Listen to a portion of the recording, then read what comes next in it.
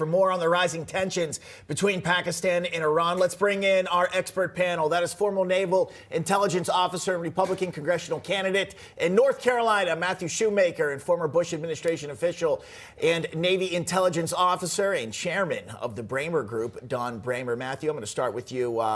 This conflict, at least the way I'm looking at this between Iran and Pakistan, this feels a lot bigger than just one isolated incident, especially when you hear that report from Daniel Cohen, like maybe Iran is preparing for something much bigger than just that one strike. And we've seen everything they've done through the proxy groups in the region.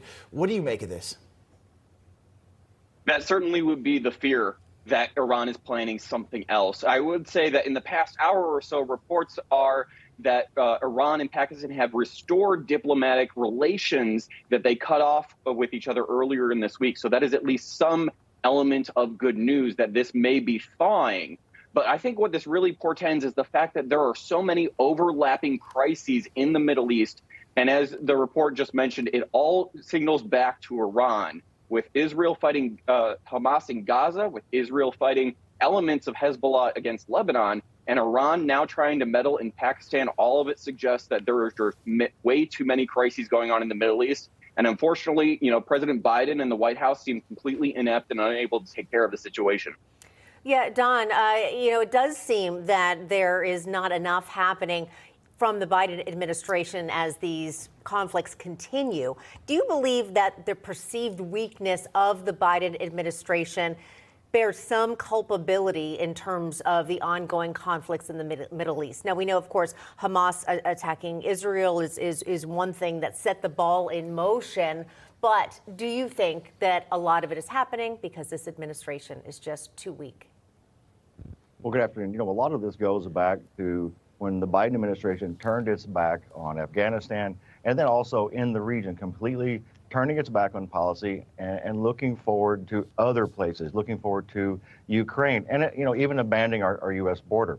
Since that time, Iran has taken advantage of this, and while we keep giving Iran money by offering release of sanctions, giving them cash bonuses, they're funding this through their proxies, through their puppets, Hezbollah, PMP, Hamas. So what this action seems to me is it's a further way to create tension and draw Pakistan into this chaos. Probably for one reason is to create a wedge between our allies in the region, between their relationships and the United States. Matthew, I want to ask you about this. There are reports today that Pakistan and Iran have potentially agreed after a phone call to maybe de-escalate tensions after that tit-for-tat attacks. I guess we're going to call them that. Do you think this could be a false flag, a misstep towards peace? When does the Biden administration try and get involved with diplomacy? What do you think?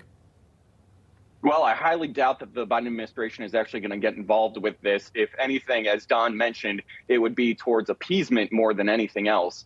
With regards to whether or not that this is a false flag, I'm not convinced that it's a false flag. Usually you don't reestablish diplomatic ties with another country if it's meant as a ruse. However, having said that, what I'm going to be looking for over the next few days and perhaps the next week or so is if Pakistan in particular begins any sort of mass troop movements or such. They actually have most of their military up in Kashmir and against the border with India rather than with Iran, despite their prickly relations between the two.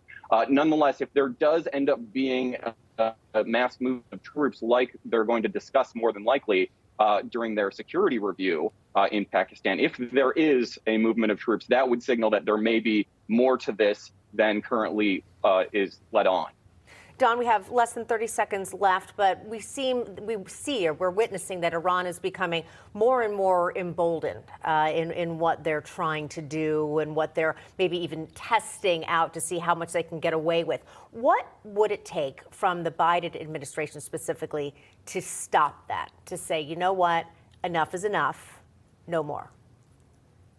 Katrina, I don't think this administration has that in them.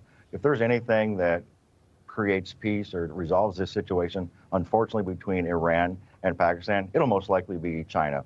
They have strong relationships with both, and we're just too preoccupied with other agendas right now, and I think we've completely abandoned that region since Afghanistan. Wow. All right. Sad to hear that. I know it's been very different in the past, and sad that we're at this point now with this Biden administration. But Don Bramer and Matthew Shoemaker, we appreciate your analysis. Thank you.